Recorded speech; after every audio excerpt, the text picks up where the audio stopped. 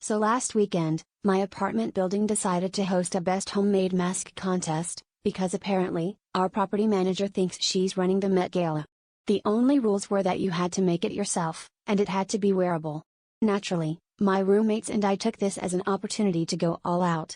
Jerry started crocheting a mask that looked like a sloth. I tried to glue googly eyes onto an old sock. Spoiler, super glue and socks are not friends, and Kate attempted to sculpt her face out of paper mache, only to end up looking like a Picasso painting after it rained.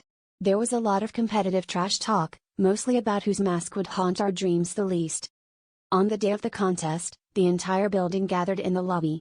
There were some impressive entries. Mrs. Patel made a beaded masterpiece that looked like something out of a Bollywood musical, and the guy from 3C had an LED lit mask that blinked Morse code messages whenever he sneezed. I felt pretty good about my creation until I saw that someone had managed to attach tiny motorized windmills to their face and was threatening to power their phone with it.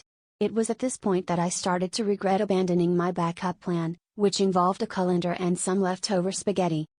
But then, right before the judging, in strolled Dave from 5B, notorious for showing up to community events only for the free snacks. He was wearing a plain brown paper grocery bag over his head, with 2 uneven eye holes and the words "I tried" written in marker across the front. No embellishments, no fancy materials, just pure, unfiltered Dave energy. The room went silent.